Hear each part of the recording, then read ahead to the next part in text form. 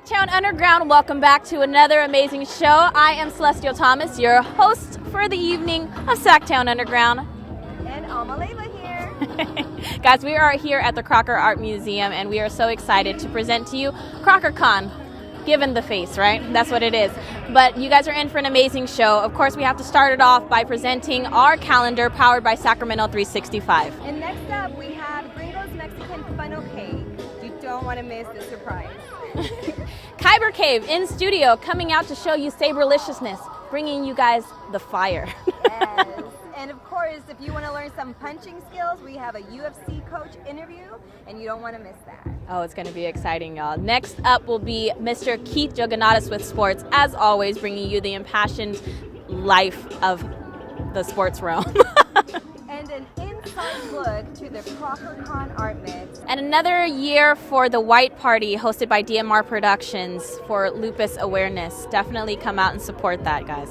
And we will end the night with a special skit, Dojo skit, by our friends Kyber Cave.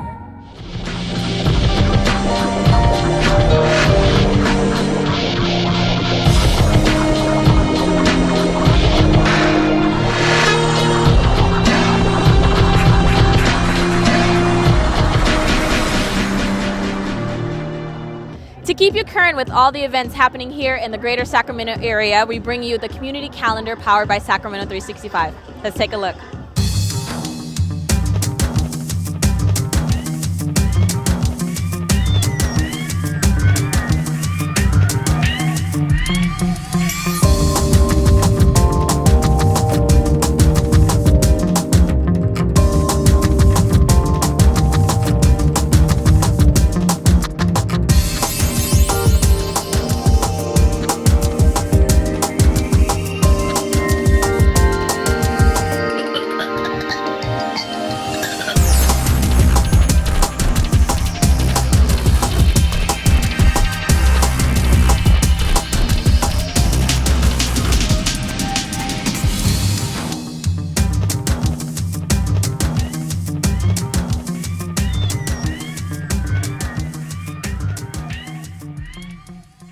So many awesome events happening in November, girl. Oh my gosh. Yes. We have to be on top of that calendar.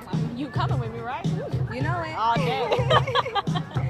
And up next, we have the Gringos Mexican Taco Truck. Hi, I'm Caitlin Ellis with SacTown Underground, and today I'm here with Amber, the owner of Gringos Mexican Restaurant. And can you tell us about the other truck you have here as well, and a little bit of history on both trucks? How long have you been around?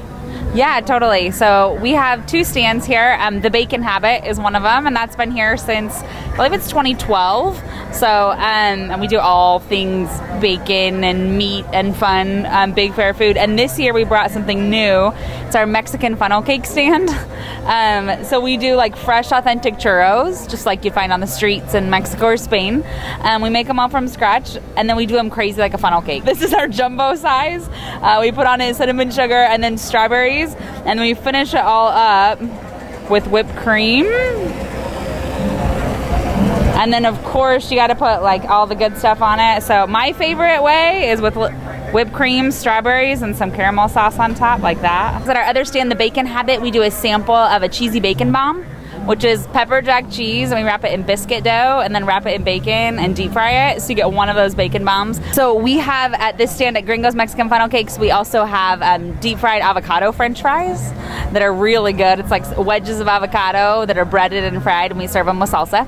And we have deep fried coffee. Can you tell us what other events you guys go to? We actually go to Oklahoma, and we do Oklahoma City, which is the Oklahoma State Fair, and then the Tulsa State Fair right afterwards.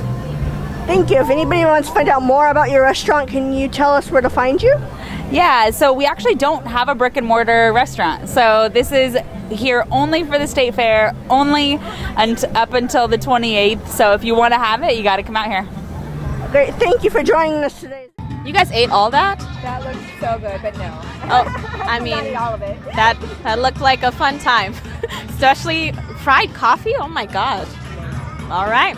I'll take your word for it, and hopefully I'll get to try it in the future, right?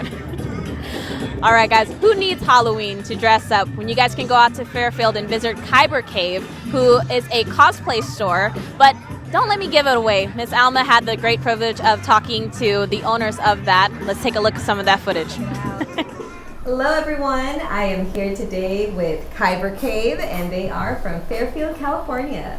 Tell us a little bit about what you guys do. Howdy, thank you, Alma. We are from Fairfield, California. Some of us are from Fairfield, California. We started Kyber Cave about a year and 4 months ago in a tiny little office. It actually started when we came to an event here in Sacramento on May 4th, and they advertised it as the world's largest lightsaber battle. When we get there, there was like 300 people in the park with glowing lightsabers, and this guy asked if we could do this at home, and I was like, well, you know, it's nothing but playing in the park. So we made a couple of little flyers, passed around the neighborhood, and 30 people showed up to our first event. And we had people playing Star Wars music in the parking lot as little kids were battling with lightsabers. So we decided we needed to open a store. There's something going on here. So we started. We bought some lightsabers, and here we are. We have, we call sound sabers, we have stunt sabers. So this one here, if you turn that on, it makes no noise, it just lights up, it looks pretty. We use these in classes because, you know, that for an hour just gets, you know, annoying. Yes, absolutely. But we have sound sabers that make the noise, and we have other sabers, like the one I'm wearing on my hip actually, where you can turn it on and change sound effects. Confirmed. So there's all different types of sabers that we have in the store. And we actually have our repairman who actually wears multiple hats. Old Soju is our repair person, so if you had a saber that was broken, he could fix it for you. He could upgrade it, put different sound fonts on it. You could make it do your laundry, whatever you wanted to do. Very cool. So he teaches combat classes, which is very similar to a martial art. He teaches the flow classes, which is, imagine almost yoga or Tai Chi with the saber. So we tend to get a lot of people that maybe they have a hip injury or shoulder injury. They don't want to do the full fighting, but they want to do something different. They want to exercise, but they're tired of sitting on a treadmill. How can people find out about your studio? Are you guys on social media? Can you give us your website and stuff? We're kind of all over the place. Instagram, We have an Instagram at it's Kyber Cave. All our social media is just directly at Kyber Cave. But the Instagram is a direct line to me. You can direct message me at any time. It actually is on my phone. Okay, perfect. So that's at Kyber Cave. That's K-I-B-E-R. K-Y-B-E-R. K-Y-B-E-R-C-A-V-E. Kyber Cave. Right, and if you Google us, Facebook is where we put out most of our information. Whatever, Alma, getting to play with lightsabers. V, Caitlin, you guys are in big trouble. I didn't even get invited to play with lightsabers. You guys know how much I love lightsabers. Whatever. Did you have fun? I did. And guess what? Next up, we have one of the UFC Gym owners. His name I is... got to do that. The coach Marcus over at the Bruceville Road location where you guys can get in majorly good shape and be around some wonderful people. But let's talk to him about it. Hello, dear lovely people. Celestial Thomas here. I am sitting in a boxing ring at the UFC Gym located on Bruceville. What is the actual address here? 8241 Bruceville Road. I'm sitting alongside Coach Marcus Reeves, who is the owner and facilitator here at the UFC Gym on Bruceville. When I first started coming here, I saw a gym, but it started off with something a little bit different in regards to what you hope to bring to the community. What was that? Started off as a LA boxing. You know, I started teaching through Parks and Recreation at several different locations, and then started teaching a gym off of Power Inn, little small hole-in-the-wall place, and then went to LA for some sparring to try to get some sparring on a vacation, and then they said went to LA boxing. They said they were franchising out, and then I was like, cool. So we sat on that for a couple years, and then ended up going back talking to them, and we ended up joining the franchise. He got a little ahead of himself and he didn't really discuss what his actual background in martial arts is. And so tell us a little bit about that. Well, it started when I was probably about 7, went to my first Bruce Lee movie, and then I went crazy, jumping off the wall. My dad put me in my first karate class, and it was cool, and I told him I didn't like the class because it wasn't Kung Fu. He's like, boy, you don't know what you like. You're too young to know what you like, this and that. Probably 9 years old, I started training I forget what style it was, but I started doing those little non-contact tournaments. A couple years after that, I ended up meeting my Kung Fu instructor. And that's when, I started becoming kind of, how I am. So not only is he a martial artist, but businessman as well as a community advocate. And what I mean by that is we were discussing a little bit about what your mission statement is in regards to your business here. Yeah, I just want to really, help people out in the community, people that just try to get kids off the streets. That's really a big thing. Always, with all our little kids that come in and stuff, I'm always asking about how their grades are, things like that. I just want everyone to do good in life, to make their lives better. It's been about 3 years since I've been here, and let me tell you guys, for anybody looking for purpose or a community, I think what this gym offers is a competitive edge, but with supportive people who come out and enjoy what they do and have some fun, let out some pent out energy. You guys have a bunch of bags to hit. They have like a jungle gym, and you guys can come out and have fun and just talk to amazing coaches. You guys offer an array of services such as... We have duck classes. They call it daily ultimate training, which you're doing kettlebells, boxes. It's like circuit training.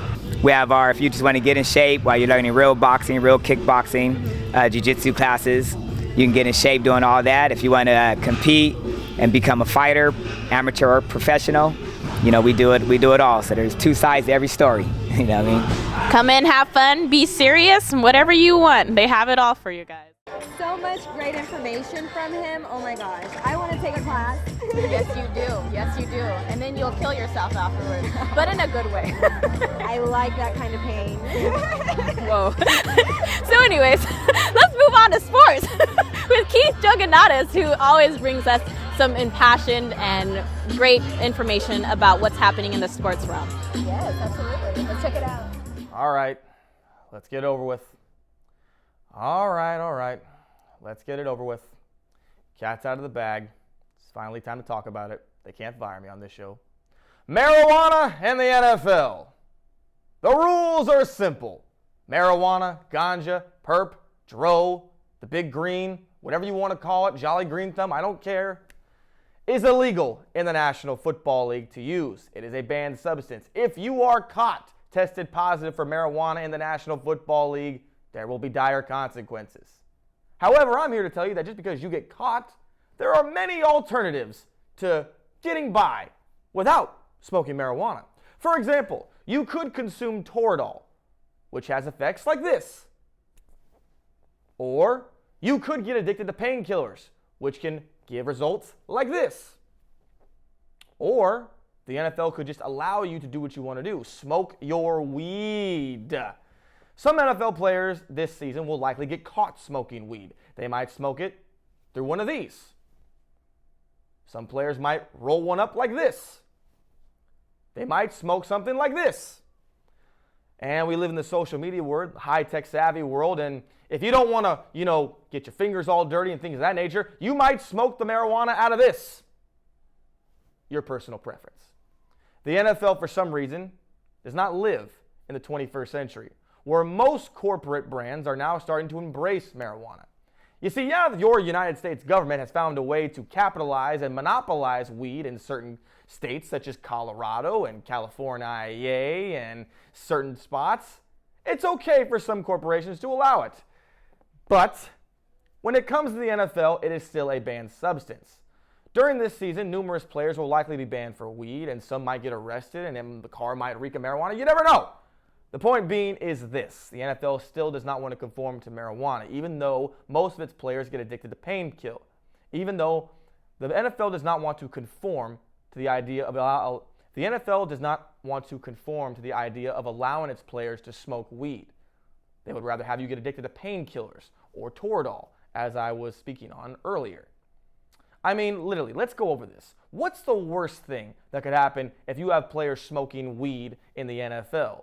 You can't really tell me with a straight face that there aren't at least a dozen NFL players this season who are going to smoke weed before a game. And you can't convince me that there are more than a handful of others who won't smoke after the game. You can't convince me that you aren't going to be able to convince me with a straight face that there aren't more than a dozen players who will smoke weed before an NFL game this year. And you also can't convince me with a straight face that there won't be even more players smoking after the game. The NFL is the most violent, ruthless, and brutal sport in North America. Players break bones, players tear ligaments, players are scarred for life due to the pain and the suffering the game brings. That's just what football is. You get hurt playing football. Marijuana is known to be a pain reliever. It is known to be a stress reliever, especially if you're a coach like this who could use some of that. Just saying. No, the NFL still won't allow you to smoke marijuana. And maybe some of those reasons are justified. After all, no one likes the idea of, let's say, Cameron Newton smoking a joint after a game. But then again, no one in their right mind would think Cameron Newton, with all of his endorsement deals, would smoke a joint literally after the game during a press conference. Common sense. Let's use it here. No, there are different alternatives. If you smoke weed, you are a leopard in the eyes of the NFL.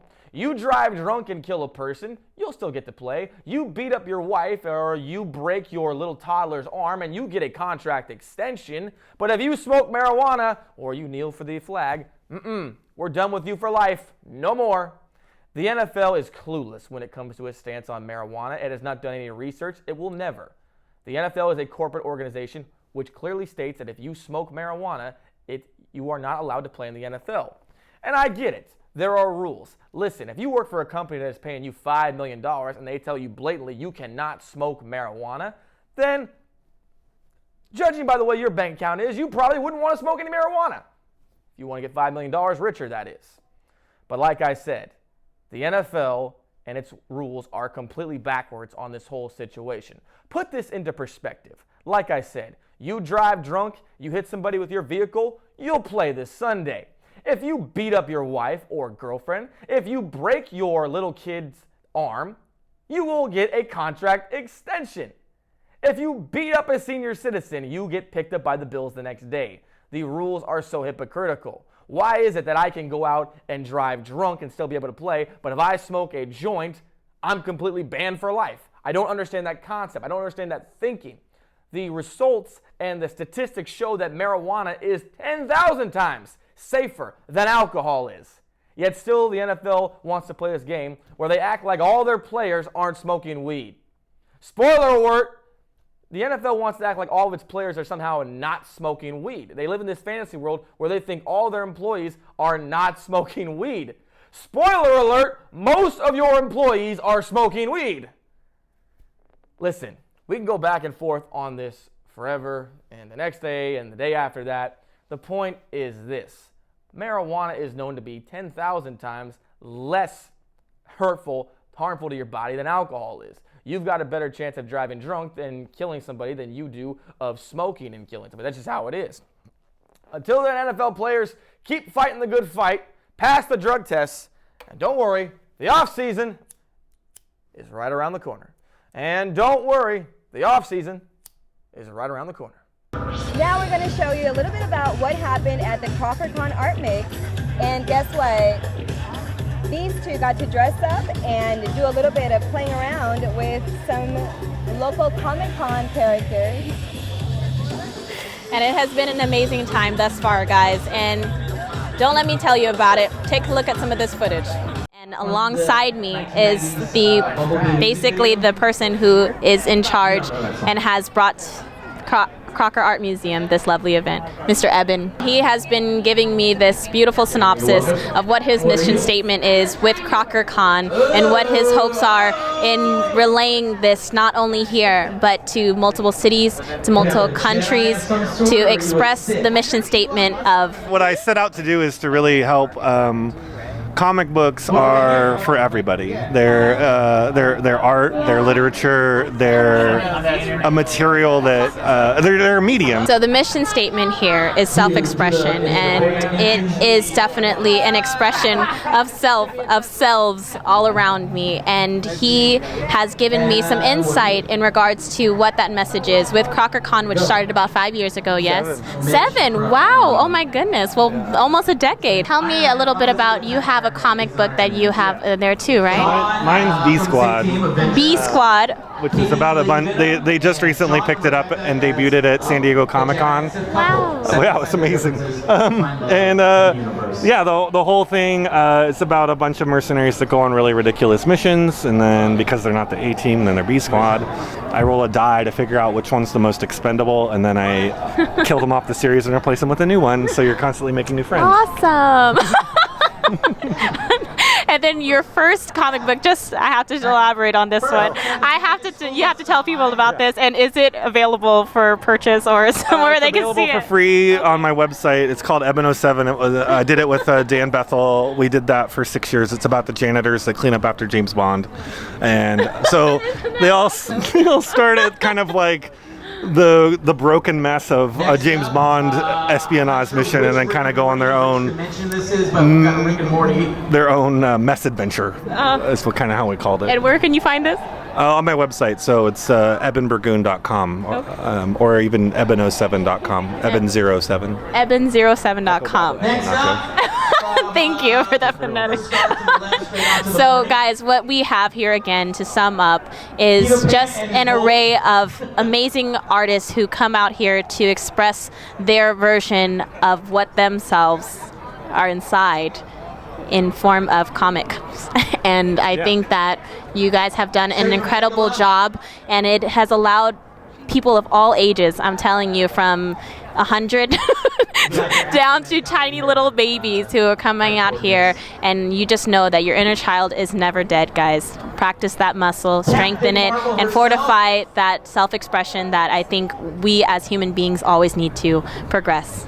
So thank you, Ebon, for sharing in that. And 7 years, I'm so nice to meet you, and I hope to be back here for an 8th year. Yeah, next year. Woohoo! 2020, isn't that crazy? Woohoo! Thank you very much, Ebon. Back to you, SacTown Underground. And it's that time of year again, guys, where we pay honor to a very wonderful foundation, L for Lupus. This will be hosted by DMR Productions, their White Party. It was an amazing event last year, and I only anticipate that it will be an amazing event this year. Alma, you will be able to go to this year? That's your privilege. No, that's your privilege, because it was amazing. But we'll both be there. Look, what dress are you wearing? Because I need to up it. I hope so, because we're going to get kicked out otherwise. But definitely, guys, take a look at some of this footage that we have caught for you in regards to this amazing event. It was amazing. You have to at least pick out our outfits. Do I know any other word other than amazing? Fantabulous. Gorgeous. Epic indeed. And take a look, guys. All right, guys, Celestial Thomas here again at the Chalette Event Center here in lovely Rockland. We are celebrating the 2nd annual White Party hosted by DMR Productions in benefit to the lovely L for Lupus Foundation. I am standing alongside and in front of an array of gorgeous models and designs by the lovely Miss Maya Leon. Tell me a little bit about what you are featuring, Miss Maya. Today we are going to introduce Final Collection 2019, and we're going to show you bright colors, sparkles, and amazing patterns with the prints. I hope you're gonna guys enjoy our collection, and this is gonna be our final look for 2019. Oh, you guys are getting exclusive, the final show, the final design today. Well, I'm doing an all-white Levita collection. I named it after my friend who passed away last year suddenly of lupus. So I'm dedicating it to her, and this is what she used to call me, her shiro. So she just inspired me to just stay authentic at all times and kind of help her go through things. And so we just kind of were fans of each other. And so I miss her. Now tell me a little bit about what inspired this evening. So for this design, actually all of them are inspired by the models. So I picked the models first, and then I learned from their personality and what they like to design a dress that's a one of the kind for them. And for the ready to wear, it's just something that I'm moving on from the couture, and I want something that where people can wear every single day. And so that I still try to combine the my own element as well. So I do have styles like Easterns matching with the Western design. So yeah, you can see my style with ready to wear as well. Yes. Yeah, it's just like carrying on to a different side. We had so much fun. Oh my gosh. Who doesn't love to be in an all white, glorious, beautiful dresses, amazing event for a charity? For a It's great the best cause. thing. Yes. It is amazing. Absolutely. Always a good show, DMR Productions. Don't miss it next year. Definitely so. All right, guys, and as always, we close our show with a musical performance. But today, we're throwing you guys off. We're going to be presenting JoJo's skit with lightsabers that I never get to play with, and Alma, again, gets to be with them and talk to them a little bit about what they're going to be doing. So go ahead, Alma. Take it away. So first things, we're going to the opening stance. We go into the opening stance to let your opponent know that you're ready to fight. It's like raising your hand in football. It's a sign of respect. Got it. So you're gonna come, bring your left foot forward, point it at me. Bring your right foot sideways, point it Darth Vader over there, and you're gonna bring the saber up on your right side. So right hand on top, left hand on the bottom. Okay. Okay. Switch. Okay. And then what I'm gonna do is I'm gonna adjust your arm. You wanna bring your elbow up nice and high. There you go. So you're gonna bring the saber up like this, and you're gonna wait for me as your opponent to come back up into your opening stance. So we're gonna start from here in our opening stance. First one is straight overhead, strike for the head. Okay. Okay. And then you're going to shift your weight back and around, striking for the shoulder on your right side. There you go. And shoulder on your left side, take a step back. There you go. And next one is kind of tricky. It's called a curtain and a whip. So you're going to let go with your left hand. You're going to drop the saber down in front. You're going to bring it behind your head. And you're going to bring it around your opponent's body. So, Wes, can you step forward? So he's going to guard his back. So this move is going to come from here, around, and you're aiming to hit the back. So come back here, right foot forward, saber in front. Okay? You're going to come up, two hands, striking for the legs on your left side, and then up and over, strike the legs on your right side. Okay? Back to your open stance. Okay. We'll face this way, so left foot. So 1, 2, 3, 4, 5, and 6. There you go.